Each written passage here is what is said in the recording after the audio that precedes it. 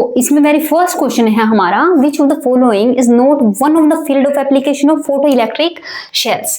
अब देखो हमसे यहाँ पे क्या पूछा है कि हमें which is not application, photo electric cell की कौन सी एप्लीकेशन नहीं है। अब फोटो इलेक्ट्रिक शेल होती क्या है, फोटो इलेक्ट्रिक शेल जो लाइट, एक डिवाइस होता है जो लाइट एनर्जी को किस में कन्वर्ट करता है, इलेक्ट्रिकल एनर्जी में। ठीक है, तो अब ये जो फोटो इलेक्ट्रिक शेल है ये कहाँ पे यूज होती है हमारी, जैसे हमारे ऑटोमेटिक स्ट्रीट लाइट्स हो गई, हमारी अलार्म्स हो गए, और हमारा जो मेटल्स होते हैं, मेटल्स में फ्लोज को डिटेक्ट करने के लिए हम क्या यूज करते हैं, फोटो इलेक्ट्रिक शेल्स यूज करते हैं। ठीक है, तो इसमें जैसे हमें ऑप्शन गिवन है, ऑप्शन में से हमें बताना है कि कौन से में इसकी एप्लीकेशन नहीं है। तो जैसे यहाँ पे फर्स्ट ऑप्शन क्या है, काउंटिंग मशीन। अब काउंटिंग मशीन है, काउंटिंग मशीन में भी क्या यूज होता है हमारा, फोटो इलेक्ट्रिक शेल यूज होता है। जैसे बैंक्स में हो गया कि बैंक्स में हम हमारी जो वो काउंटिंग कि नोट गिनने के लिए काउंटिंग मशीन जो होती है हमारी, उसमें क्या होता है, फोटो इलेक्ट्रिक शेल लगी होती है, हमारा फोटो डायोड लगा होता है वहां पे। ठीक है, और सेकंड देखो, second compare the illuminating power of two light source. अब देखो टू लाइट सोर्स की जो पावर है उसको कंपेयर करने के लिए किस में यूज करते हैं, ये फोटोमेट्री में यूज करते हैं। हमारा फोटोमेट्री में हम क्या करते हैं कि दो लाइट सोर्स की जो पावर है उसको कंपेयर करते हैं, और ये जो फोटोमेट्री है किस प्रिंसिपल पे बेस है, फोटो इलेक्ट्रिक शेल के प्रिंसिपल पे ही बेस है। तो इसमें भी हमारा क्या होता है, फोटो इलेक्ट्रिक शेल यूज होती है। थर्ड देखो, थर्ड में क्या है, automatic operation of street light. अब देखो automatic operation of street light, तो इसमें भी क्या होता है हमारा, फोटो इलेक्ट्रिक शेल यूज होती है। एंड फोर्थ क्या है, reproduction of light in motion picture. तो यहां से हमारे तीनों ऑप्शन ही करेक्ट हो जाते हैं, तो कौन सा ऑप्शन इनकरेक्ट होगा हमारा, fourth option, reproduction of light in motion picture. जैसे हमारा 3D मूवी होती है जो हमारी, उसमें क्या फिनोमिना यूज करते हैं, ये अपना reproduction of light in motion picture. अगर ये ऐसे देता कि reproduction of sound in motion pictures, motion picture में जो साउंड होती है उसके रिप्रोडक्शन के लिए हम फोटो इलेक्ट्रिक प्रिंसिपल यूज कर सकते हैं, लेकिन लाइट वाले में क्या होता है हमारा, लाइट वाले में हमारा ये यूज नहीं होगा। तो कौन सा ऑप्शन करेक्ट हो जाता है, ये हमारा फोर्थ ऑप्शन यहाँ से करेक्ट हो जाता है। ठीक है, नेक्स्ट क्वेश्चन देखो, नेक्स्ट क्वेश्चन में क्या है, choose the incorrect statement from the following regarding the ideal transformer. अब देखो हमें यहाँ पे क्या बतानी है, इनकरेक्ट स्टेटमेंट बतानी है। अब ट्रांसफॉर्मर क्या होता है हमारा, ट्रांसफॉर्मर जो हमारा क्या करता है, कन्वर्ट करता है हमारा लो वोल्टेज को, एसी लो वोल्टेज को क्या कर देता है, हाई वोल्टेज में कन्वर्ट करता है, या फिर हाई को लो में कन्वर्ट करता है। तो हमारे दो टाइप के ट्रांसफॉर्मर होते हैं, एक तो स्टेप अप होता है, एक स्टेप डाउन ट्रांसफॉर्मर होता है। तो हाई वोल्टेज को जो लो में करता है तो उसे क्या बोलते हैं हम, स्टेप अप, एंड जो हाई वोल्टेज को लो में करता है, सॉरी, उसको बोलते हैं हम स्टेप डाउन ट्रांसफॉर्मर, एंड जो लो को हाई में करता है उसको बोलते हैं हम स्टेप अप ट्रांसफॉर्मर। ठीक है, अब जो ये ट्रांसफॉर्मर होता है इसमें क्या होता है, हमारी दो कोइल्स लगी होती है, कि हमारा प्राइमरी कोइल होती है एंड एक सेकेंडरी कोइल होती है हमारी।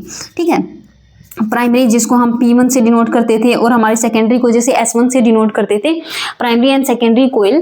तो यहाँ पे हमें एक वर्ड गिवन है आइडियल ट्रांसफॉर्मर।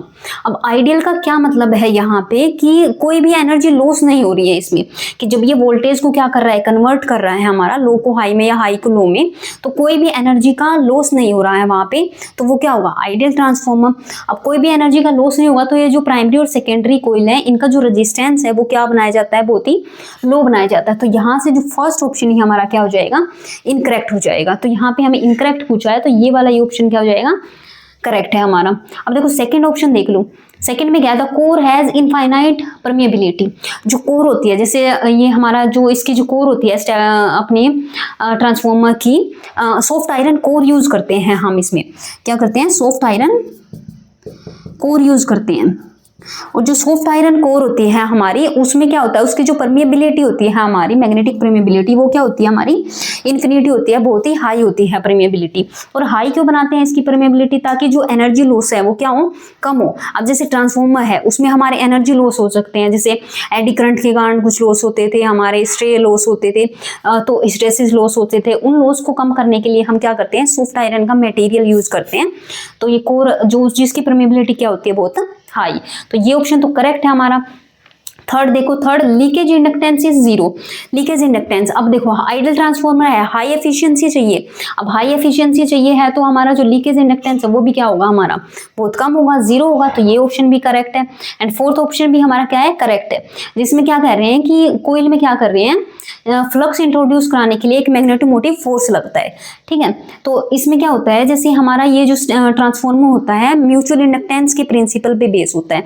तो म्यूचुअल इंडक्टेंस में क्या होता है हमारी, जैसे ये दो कोयल होती हैं हमारी, तो सेकंड फर्स्ट कोयल में अगर हम क्या कर रहे हैं, करंट फ्लो करा रहे हैं, तो फर्स्ट कोयल में करंट फ्लो की वजह से जो सेकंड कोयल है उसमें क्या होता है, एक ईएमएफ इंड्यूस हो जाता है, तो उसको क्या बोलते हैं, म्यूचुअल इंडक्टेंस।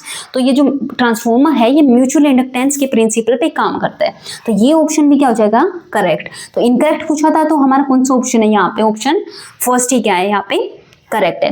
तो for more information about transformer, description link मेरी वीडियो मैं नीचे दे दूंगी, तो वहां से क्या कर सकते हैं आप, ट्रांसफॉर्मर की डिटेल इन्फॉर्मेशन देख सकते हो, ठीक है। अब नेक्स्ट क्वेश्चन देखते हैं हम अपना। नेक्स्ट क्वेश्चन देखो, नेक्स्ट में क्या गिवन है, consider the following two statement which is true. अब देखो यहाँ से हमें क्या पूछा है कि कौन सी स्टेटमेंट ट्रू है। फर्स्ट देखो, microwave are produce by an electric circuit with an oscillating current, ठीक है। अब देखो यहाँ पे क्या बोल रहे हैं कि जो माइक्रोवेव्स है वो प्रोड्यूस हो रही है by electric circuit with an oscillating current. तो जो माइक्रोवेव्स होती हैं वो क्या होती हैं, इलेक्ट्रोमैग्नेटिक रेडिएशंस होती हैं, और वो क्या करती हैं, हमारी माइक्रोवेव जो होती हैं ये मैग्नेट्रॉन से प्रोड्यूस होती हैं हमारी, ठीक है। किसमें होती हैं, प्रोड्यूस बाय मैग्नेट्रॉन, ठीक है, मैग्नेट्रॉन। अब मैग्नेट्रॉन में क्या होता है, हमारा मैग्नेट्रॉन में रेजोनेंट कैविटी होती है जिसमें क्या करते हैं, इलेक्ट्रॉन स्ट्राइक करते हैं, तो उसकी वजह से क्या होता है, एक ओसिलेटिंग करंट इंट्रोड्यूस होता है।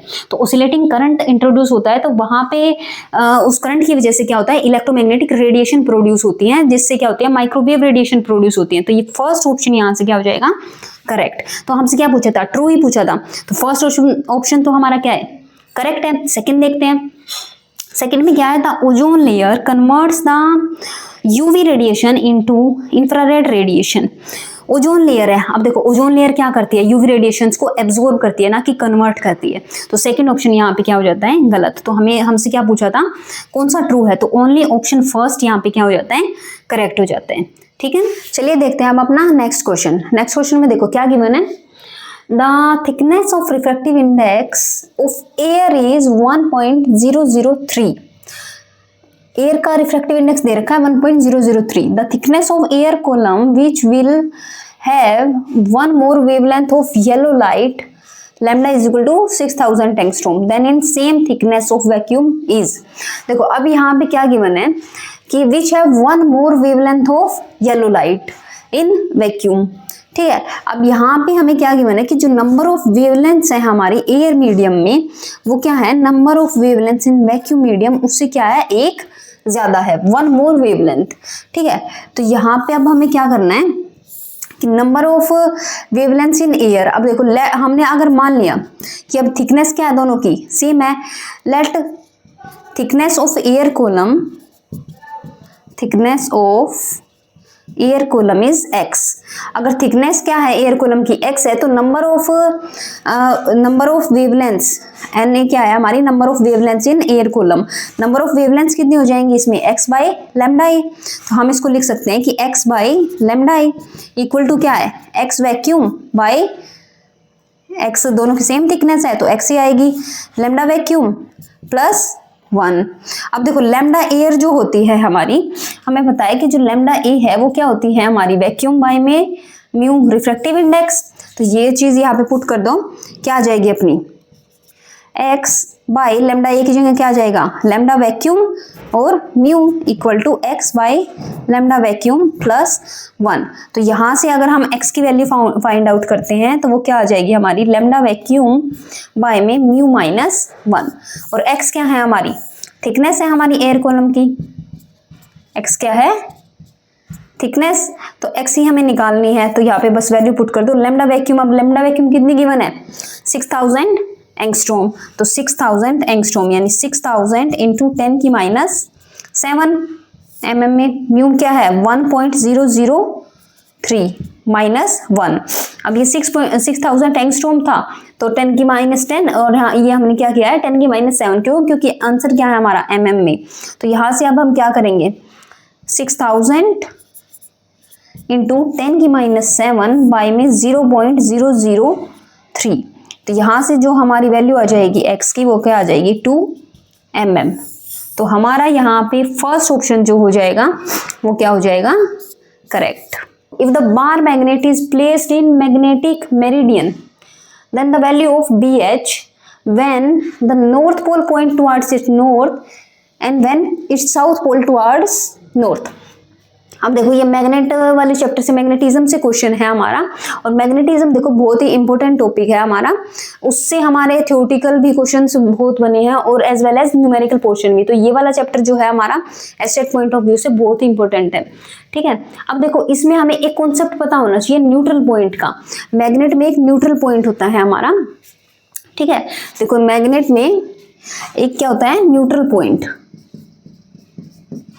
ठीक है। तो उसमें क्या करते हैं हम न्यूट्रल पॉइंट मैग्नेट का कैसे फाइंड आउट करते हैं कि जैसे हमने क्या किया यहाँ पे क्या कर रहे हैं एक मैग्नेट है हमारी, ठीक है। मैग्नेट को क्या कर रहे हैं बार मैग्नेट को मैग्नेटिक मेरिडियन पे प्लेस कर रहे हैं, ठीक है। जैसे न्यूट्रल पॉइंट हम फाइंड आउट करने के लिए क्या करते हैं कि जैसे एक मैग्नेट है, ठीक है, ये क्या है हमारी ये अर्थ मान लो कि अर्थ बिहेव कर रही है एक बार मैग्नेट की तरह, तो इसकी जो मैग्नेटिक फील्ड लाइन होंगी वो क्या होंगी अपनी नॉर्थ से साउथ की तरफ। ऐसे ही हमारी क्या होगी ये क्या हो जाएगी नॉर्थ से साउथ की तरफ। ये जो अर्थ है हमारी बार मैग्नेट की तरह बिहेव कर रही है। अब इसमें क्या कर रहे हैं हम, अगर कोई बार मैग्नेट है, एक जो मैग्नेट है उसको सस्पेंड कर देते हैं, ठीक है, लटका दी तुमने अर्थ के मैग्नेटिक फील्ड में क्या किया एक मैग्नेट को ऐसे लटका दिया, तो ये भी क्या करेगी मैग्नेटिक लाइन प्रोड्यूस करेगी। तो ये भी क्या कर रही है नॉर्थ से साउथ की तरफ ऐसे मैग्नेटिक फील्ड लाइन बनेगी इसकी भी। तो क्या करते हैं कि जो ये वाली जो मैग्नेट है ये क्या करेगी अर्थ के मैग्नेटिक फील्ड के इक्वल एंड अपोजिट फील्ड लगाएगी। उस पॉइंट को क्या बोलेंगे हम न्यूट्रल पॉइंट। कि हमने ये मान लिया कि यहाँ पे क्या है ये न्यूट्रल पॉइंट है, इस पॉइंट पे क्या हो रहा है हमारा कि जो मैग्नेट है वो क्या कर रही है equal and opposite magnetic field produce कर रही है अर्थ के मैग्नेटिक फील्ड की। तो इसीलिए यहाँ पे जो नेट मैग्नेटिक फील्ड की वैल्यू है वो क्या हो जाती है 0, और इसी पॉइंट को हम क्या बोलते हैं न्यूट्रल पॉइंट, ठीक है। तो ये वाला कॉन्सेप्ट यहाँ पे लगना था कि जो न्यूट्रल पॉइंट है हमारा ये समझ आ गया न्यूट्रल पॉइंट। अब क्या करेंगे, अब ये क्या बोल रहे हैं कि जब north pole towards point towards its north, ये ऐसे बोल रहे हैं कि कोई मैग्नेट है, अब उसको क्या कर रहे हैं ये अर्थ की मैग्नेटिक फील्ड में उसका जो नॉर्थ पोल है मैग्नेट का वो क्या कर रहा है अगर नॉर्थ को ही इंडिकेट करता है तो जो हमारा क्या बनता है इसमें कि जब नॉर्थ पोल नॉर्थ को ही इंडिकेट करता है तो ये हमारा केस बनता है एक्सियल लाइन का। क्यों? क्योंकि हमारा क्या बनेगा कि कोई भी मैग्नेट है हमारी वो नॉर्थ पोल में रखी है। जैसे हमारा क्या हम ये मैग्नेट रख देते हैं, ये मैग्नेट है, इसका जो नॉर्थ पोल है वो नॉर्थ को ही क्या कर रहा है इंडिकेट कर रहा है यहाँ पे। तो इसकी जो मैग्नेटिक फील्ड लाइन हम ड्रॉ करेंगे हम ऐसे ड्रॉ करेंगे, ठीक है, और ये ऐसे। ये अपना क्या है यहाँ पे अगर अर्थ का मैग्नेटिक फील्ड लगाएं, ये अपना मैग्नेट का मैग्नेटिक फील्ड है, तो इसका जो न्यूट्रल पॉइंट बनेगा यहाँ पे बनेगा। तो न्यूट्रल पॉइंट जो है हमारा एक्सियल लाइन पे बनता है इसमें, ठीक है। तो अगर नॉर्थ पोल नॉर्थ की तरफ क्या करता है इंडिकेट करता है तो एक्सियल लाइन का पॉइंट बनता है हमारा। और अगर साउथ पोल नॉर्थ की तरफ इंडिकेट करता है तो हमारा जो पॉइंट बनता है इसमें इक्वेटोरियल पॉइंट बनता है, ठीक है। इक्वेटोरियल लाइन पे क्या बनेंगे न्यूट्रल पॉइंट बनेंगे। तो दोनों केस में अब हमें बस ये पता होना था कि जब नॉर्थ पोल नॉर्थ को इंडिकेट करता है तो एक्सियल लाइन पे न्यूट्रल पॉइंट बनता है, और नॉर्थ पोल जब साउथ को इंडिकेट कर रहा है तो हमारा ये इक्वेटोरियल पॉइंट बनता है, ठीक है। अब मैग्नेट का पूरा चैप्टर मतलब पढ़ने के लिए मैग्नेट के बारे में मैंने बहुत अच्छे से बताया है अपनी एक वीडियो में, तो मैं उसका डिस्क्रिप्शन लिंक इसमें नीचे दे दूंगी इस वीडियो में, ठीक है। यहाँ पे क्या कर रहे हैं एक्सियल और इक्वेटोरियल। अब एक्सियल लाइन है, एक्सियल लाइन का हमारा जो मैग्नेटिक फील्ड होता है वो कितना होता है बी एक्सियल, वो क्या है हमारा 2m mu naught r by r square minus l square, अगर l लेंथ माने कि r square minus l square का स्क्वायर, ठीक है। अगर l is greater then r है तो हमारा क्या हो जाएगा ये r की पावर 4 और ये r क्यूब के प्रोपोर्शनल आ जाएगा, यानी 2m mu naught by r cube. तो ये क्या है, बी एक्सियल। सेम ऐसे ये बी इक्वेटोरियल डायरेक्ट है, याद रख सकते हैं हम इसको। बी इक्वेटोरियल क्या होता है हमारा, एम म्यू नोट अपॉन में R square plus A square की पावर, ए या एल मानते हैं लेंथ, एल स्क्वायर की पावर 3/2। तो यहाँ पे भी क्या करेंगे, अगर एल ग्रेटर देन आर वाला केस ले रहे हैं हम, L is greater than R है, तो यहाँ पे भी क्या हो जाएगी, M mu naught by R cube. तो बी एक्सियल ये है, बी इक्वेटोरियल ये है। बस हमें क्या डायरेक्ट फॉर्मूला पता होने थे और हमें क्या करना है, आंसर टिक।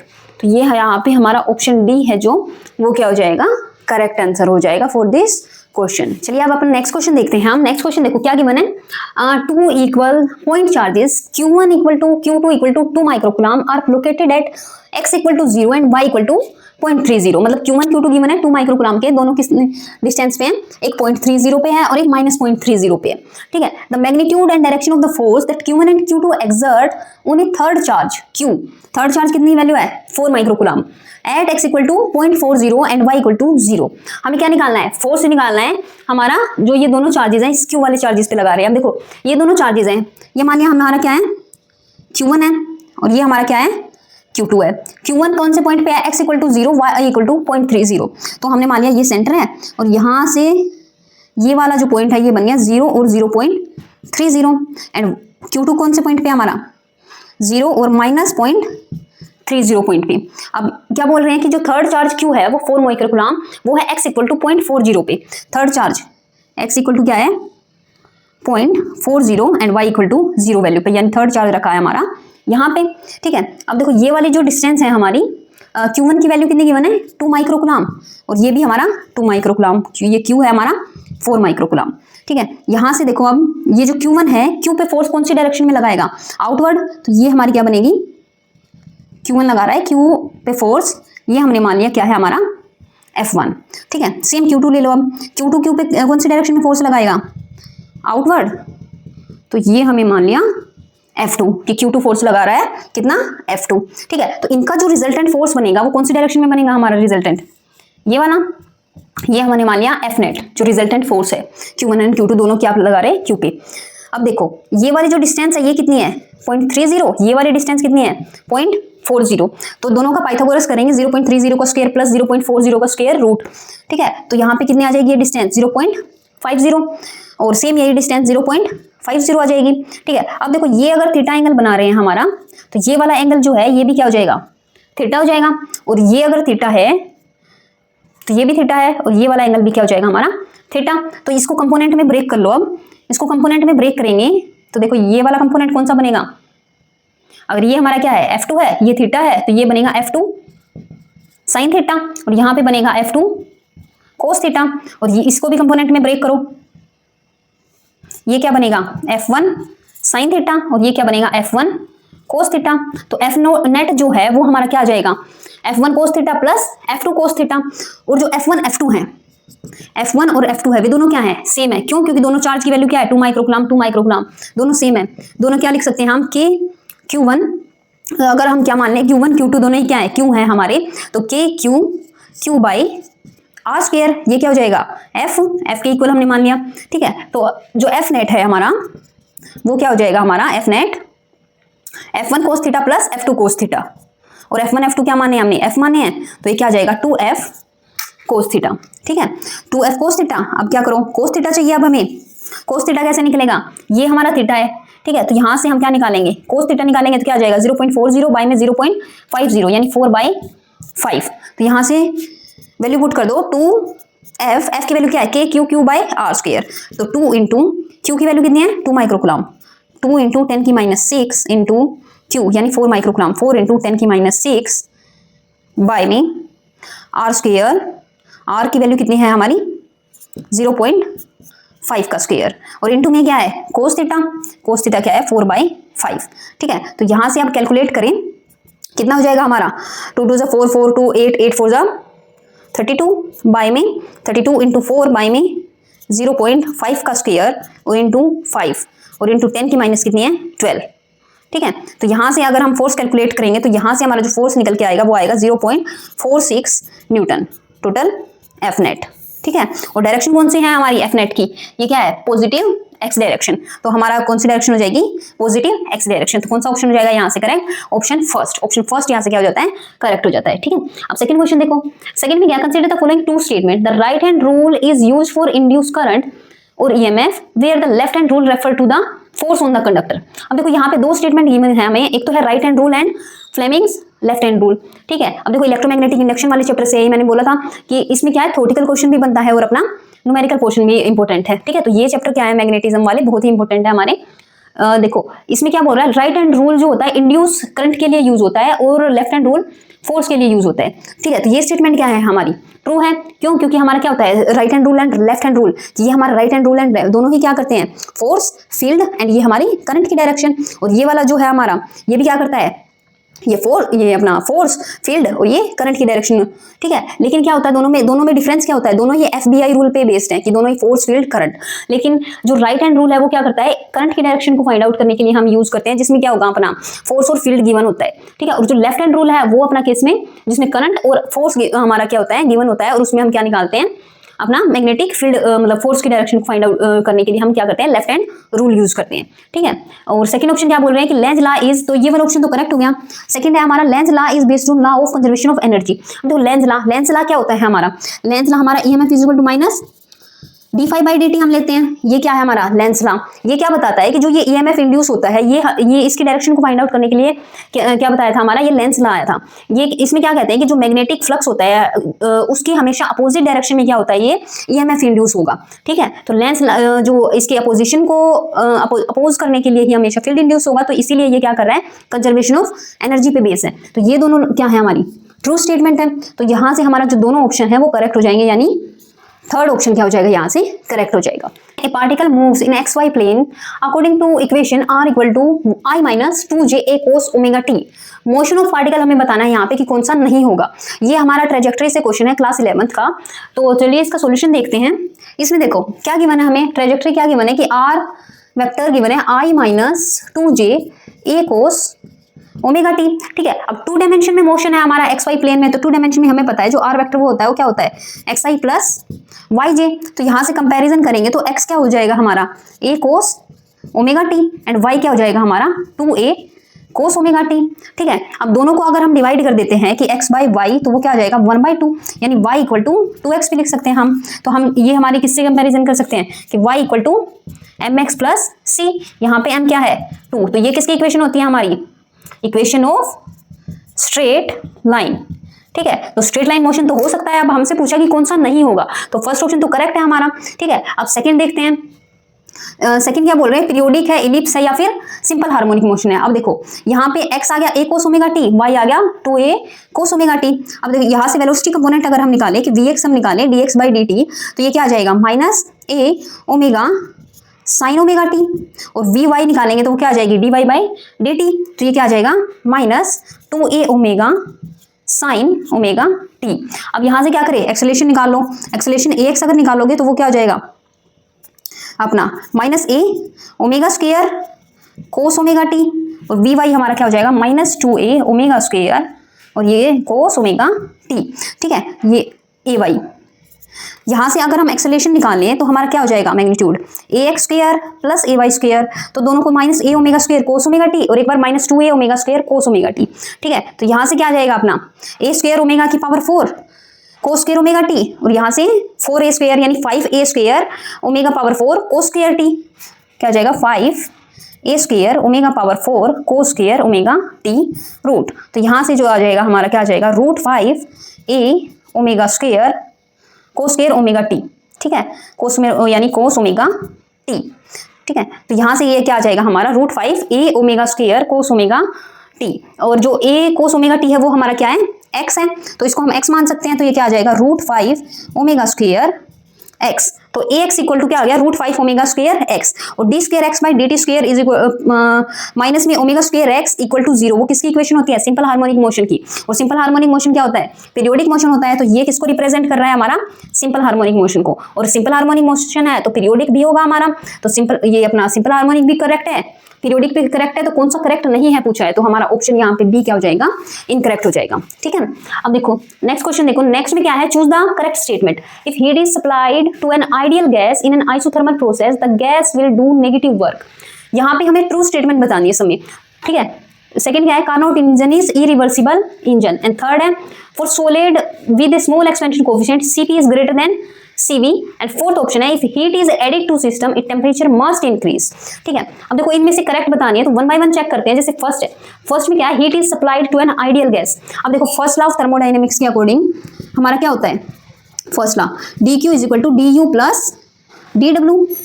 ठीक है, तो यहाँ से क्या बोल रहे हैं कि for if heat is supplied to an isothermal process. अब आइसोथर्मल गिवन है, ठीक है, आइसोथर्मल प्रोसेस है तो हमारा जो dt होगा वो क्या हो जाएगा 0, और टेम्परेचर 0 है तो हमारी इंटरनल एनर्जी भी क्या हो जाएगी यहाँ से, for an ideal gas, for an ideal gas तो du भी 0 हो जाएगा। तो यहाँ से जो dq आएगा वो क्या आ जाएगा dw।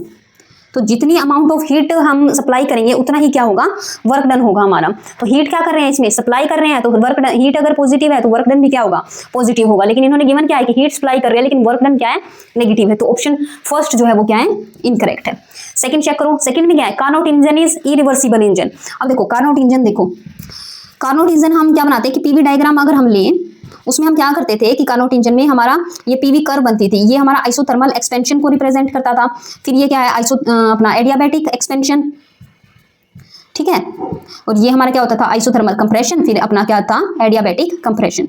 ठीक है, आइसोथर्मल कंप्रेशन IC से डिनोट कर रही हूँ मैं इसको, एडियाबैटिक कंप्रेशन। ठीक है, ये हमारी क्या होती थी, क्लोज कर्व, पीवी कर्व होती थी। तो यहाँ पे क्या शो करता था ये कार्नोट इंजन की, जो कार्नोट इंजन है वो रिवर्सिबल इंजन है। ठीक है, तो ये स्टेटमेंट भी क्या हो जाती है, इनकरेक्ट। थर्ड चेक करो, थर्ड में क्या है, for solid with a small expansion coefficient CP is greater than CV। अब देखो ये स्टेटमेंट ट्रू है, क्योंकि सॉलिड और लिक्विड के लिए, कि सॉलिड और लिक्विड के लिए हमारा जो वॉल्यूम कोफिशिएंट होता है, वॉल्यूम एक्सपेंशन कोफिशिएंट, वो ग्रेटर देन होता है गैसेज से। ठीक है, वॉल्यूम एक्सपेंशन कोफिशिएंट, तो जो CP होती है हमारी, CP इज इक्वल टू हम क्या लिख सकते हैं, CV प्लस R। तो CP is greater than CV। ठीक है, यहाँ से CP क्या होती है, CV से ज्यादा होती है हमेशा। तो ऑप्शन सी क्या हो जाएगा, यहाँ पे करेक्ट हो जाएगा। ऑप्शन 4 चेक कर लेते हैं, if heat is added to system temperature must increase. अब देखो हीट ऐड कर रहे हैं तो टेम्परेचर क्या है, मस्ट इंक्रीज। अब हीट हम ऐड करते हैं तो उसका टेम्परेचर क्या होता है, इंक्रीज होता है। लेकिन इन्होंने यहाँ पे एक मस्ट वर्ड दे दिया है, जरूरी थोड़ी ना कि हीट ऐड करते हैं तो टेम्परेचर इंक्रीज हो। ठीक है, तो ये हमारा ऑप्शन क्या हो जाता है, गलत। तो ऑप्शन सी यहाँ पे क्या है हमारा, करेक्ट है। 3 identical cars A, B, C moving at same speed at 3 bridges. Car A goes on plane bridge, car B goes on convex upward bridge and car C on concave upward bridge। और FA, FB, FC क्या है, normal force है exerted by cars on bridge when they are in middle of the bridges। तो हमें बताना है कि कौन सा फोर्स जो है यहाँ पे वो होगा मैक्सिमम। तो देखो कैसे करेंगे इसको सॉल्यूशन, ये प्लेन ब्रिज है, FA कार A है, कौन से प्लेन ब्रिज पे जा रही है, तो हमने मान लिया ये हमारी क्या है, कार A है। ठीक है, और कार B है, कार B अपना कन्वेक्स अपवर्ड ब्रिज पे जा रही है, तो यहाँ पे मान लिया हमने ये क्या है, कार B है। ठीक है, एंड कार C बोल रहे हैं कि कार C है कनकेव अपवर्ड ब्रिज पे, यानी कनकेव अपवर्ड ब्रिज पे ये क्या है, हमारी कार C है। अब देखो फोर्स बताना है हमें, जैसे A कार है, A कार पे फोर्स क्या लगेगा हमारा, FA नॉर्मल फोर्स। ठीक है, ये इसका रिएक्शन फोर्स क्या लगेगा हमारा, mg। तो यहाँ पे क्या आ जाएगा, FA इक्वल टू mg के। ठीक है, सेकेंड देखो, सेकेंड गेम में जो फोर्स है, नॉर्मल फोर्स लगेगा FB। ठीक है, इसको बैलेंस करने के लिए रिएक्शन फोर्स लगेगा हमारा mg। यहाँ पे एक और फोर्स लगेगा सेंट्रीपिटल, वो क्या लगेगा, अपवर्ड डायरेक्शन में, mv स्क्वायर बाई r। ठीक है, तो यहाँ पे जो FB है वो क्या हो जाएगा हमारा, mg minus mv square by r। ठीक है, थर्ड वाले में देखो, थर्ड वाले में क्या है, C वाले में FC नॉर्मल फोर्स, mg क्या है अपना रिएक्शन फोर्स, और यहाँ पे क्या लग रहा है, सेंट्रीपिटल फोर्स। सेंट्रीपिटल फोर्स कौन सी डायरेक्शन में होगा, यहाँ पे downward, mv square by r। तो यहाँ से जो FC की वैल्यू आ जाएगी वो क्या आएगी, mg plus mv square by r। तो यहाँ पे कौन सा फोर्स मैक्सिमम हो जाता है हमारा, थर्ड वाला। ठीक है, तो C ऑप्शन यहाँ पे क्या हो जाता है, करेक्ट।